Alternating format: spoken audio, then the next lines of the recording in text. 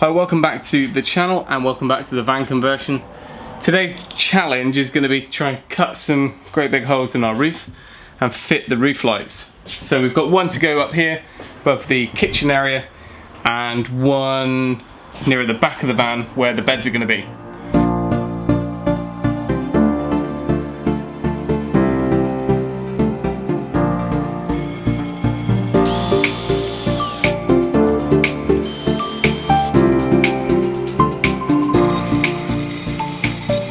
There's a hole in the roof, which was kind of our main objective.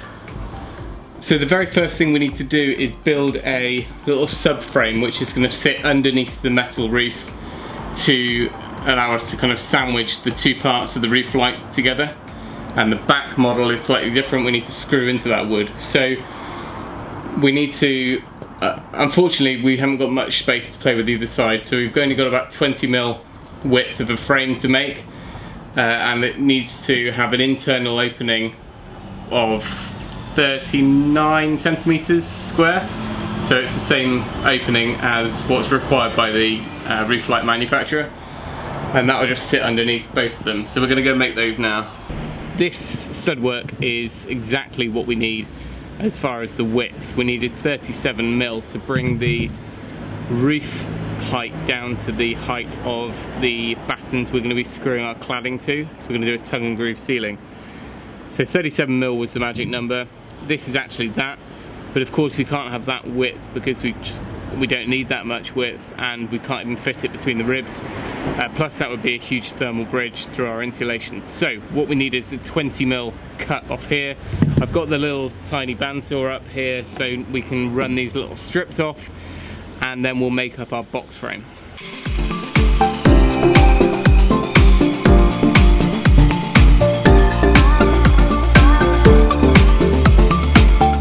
We're just going to check that that's the right thickness, and then we can leave the fence where it is and rip them all down.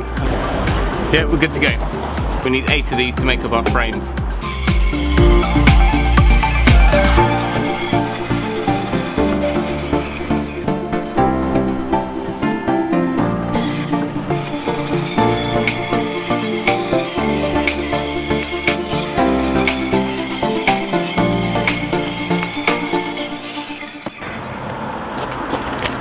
Bless that little bandsaw, he tries hard. That's our pieces cut now, so we'll just tidy them up a bit, cut them to length and make the squares. Right, so that's our first subframe built.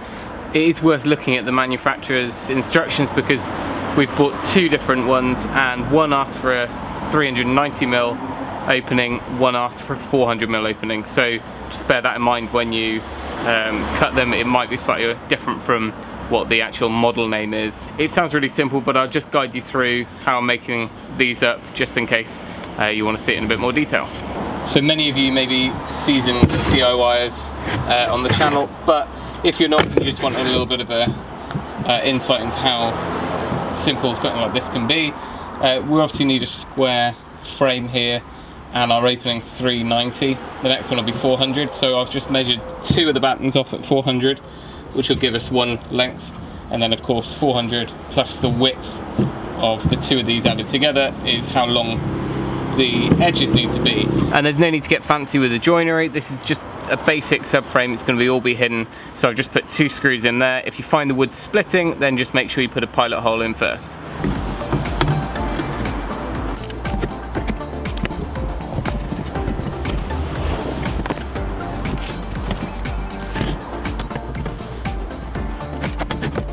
And again, a lot of people are building vans doing on very basic tools, but don't be put off by any of the kind of workshop style tools. You really don't need them, and you can do most of this on a jigsaw and a handsaw, and you know, don't be put off.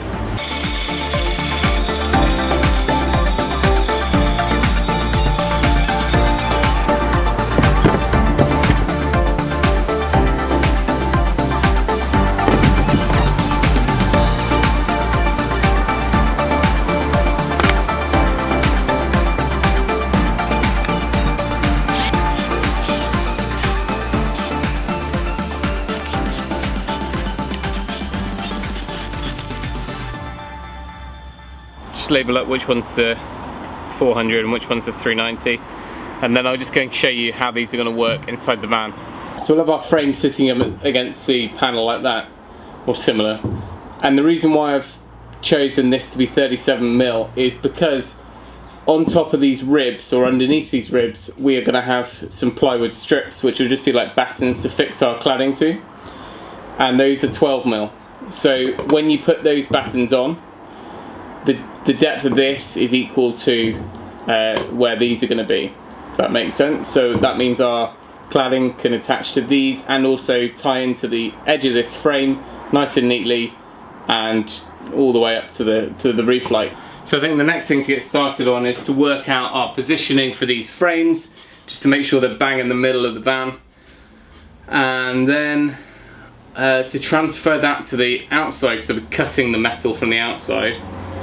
I think what I'll probably do is I'll hold these up, get them perfectly where I want them, mark the corners underneath, and then drill those 4 corners from here.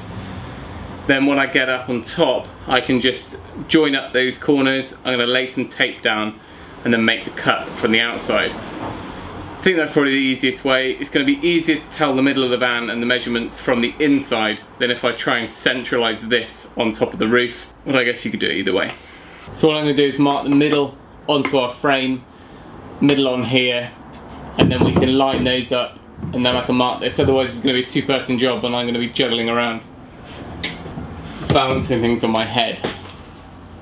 So obviously these are going to be central, one would hope.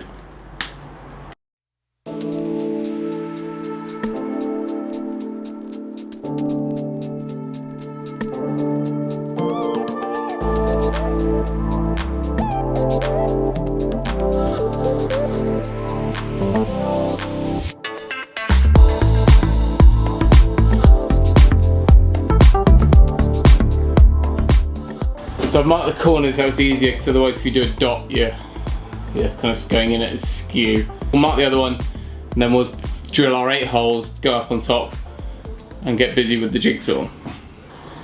Because the distance between the ribs is only a fraction over the opening size, the batten has to sit on the part of the rib, only very slightly, just on this kind of flange of the rib.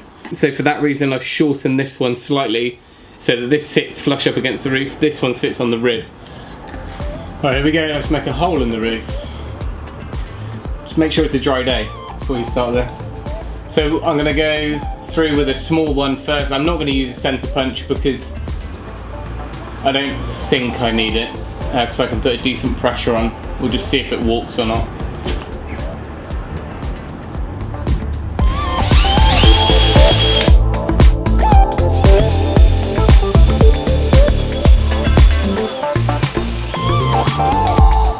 Might go and grab some WD-40 just to lubricate these.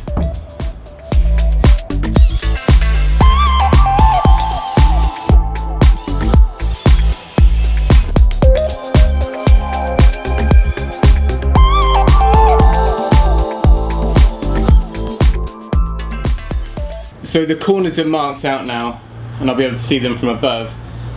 I'm going to step up the drill bits upstairs on the roof with a bigger bit, just so I can get the jigsaw blade down through. But I think I can be more precise when I'm up there. I'm happy with how parallel these are and central they are with the van. But of course I want to make sure that the edges are really nice and exact. So we'll do that with some masking tape on the roof. I won't take the big camera up. I'll try and maybe take the GoPro up. I'm going to look a bit bizarre sitting up on top of the van as it is, so I don't think I'll be talking to myself or the camera when I'm up there. So I'll give you a bit of a rundown once it's done.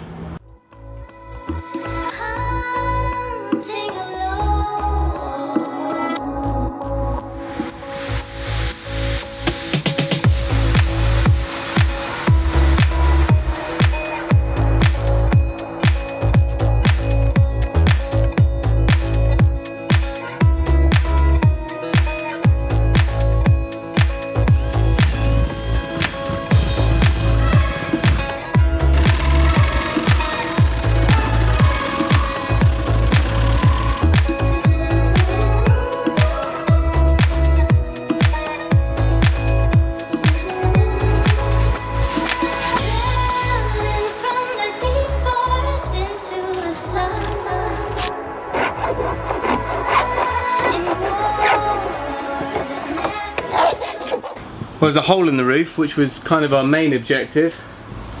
Just hope it's the right size. So we now have 2 holes, and much more light. I've just been up there trying to clean off the residue left from the masking tape. Between the masking tape, the WD-40 and the swarf from the metal, it left some marks, and it's been trying to use some mess to clean it up, but it's not cleaning very well. Once I've done that though, I'm going to go round just with a little bit of Hammerite, just to seal those cut edges. They'll be encapsulated by the sealant anyway, but it's a good idea, any bare metal, just to give it a little lick of paint. But that's a look to give you an idea at the holes. Definitely brings in a lot more light than I thought it would, even with these relatively small 400 square roof lights. So the next job is going to be to even out our opening. Because the roof has all these undulations in and little valleys, obviously the top won't seal down flat against it like it would in a caravan or an RV. So what we need to do is measure this depth, and just by holding a relatively straight edge across the top and measuring to that, we can see it's about 6 or 7 mil. So we need to fill in those valleys. I've seen a few different methods. Some people do it with hardwood.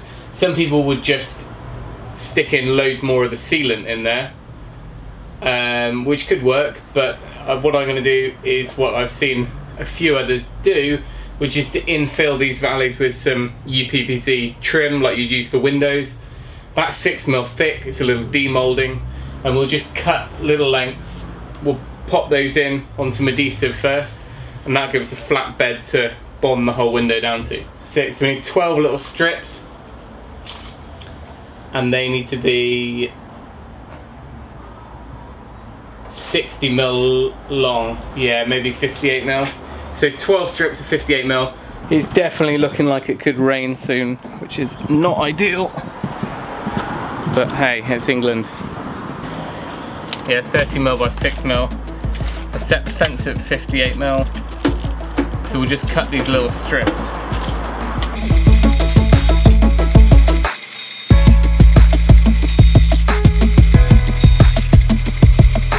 Probably go and check one of them first. Yeah, 58 mil is perfect. If you were being really thorough, you could cut a mitre on either end and then it would sit flush on both sides of the valley, but we'll just squeeze a little bit of silicone in there.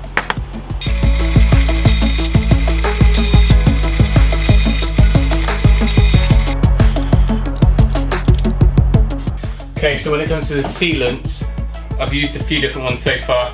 The one I stuck the floor down with was just a general purpose. It was much cheaper actually, but it was made by Sika still, so it's hopefully going to do the job. But it was this one, multi-stick. It was about £2–3 each from builders merchants, but you know, it's a very, very good and multi-purpose adhesive. So if you're sticking the battens down to the floor, that was fine. But the one I'm going to use today for these is quite a bit more expensive, which is Sikaflex 221, which is what I was recommended for this sort of work. It's obviously, I think it's slightly stronger. It's aimed at kind of automotive panels and things, and it's what you'd use for solar panels. I think it's probably worth doing one final check. This is our front one. It's going to go underneath, just to make sure our openings are right before we stick anything down.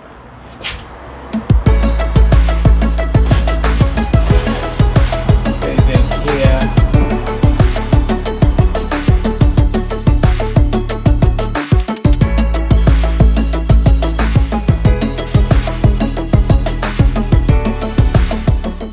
I did read that this stuff, this Sikaflex, is pretty thick, which I can tell.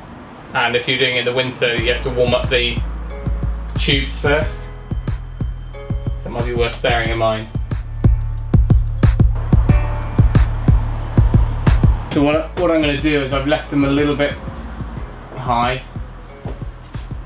Then using straight edge, just going to push them down to bed them down to exactly the same height as our roof. So I think these are officially ready for our roof lights now. To keep this video a sensible length, I'm going to cut this one here and then I'll do the installation of each one separately, just in case people want to know specifics for each model, because I think they're fairly different the way that they are installed. So that's how we've made up the frame, cut the hole, and built up the valleys of the roof to account for those. So went to plan, I think, about 2.5 hours. Probably could have been more if I'd done it before. I'm teaching myself, as always. So if you want to follow the progress of our project and see other videos on this and other DIY challenges, then please subscribe. So that's it, I'm going to carry straight on, and the videos for the installations will follow this shortly. So as always, remember, if you can, do it yourself, and we'll see you next time.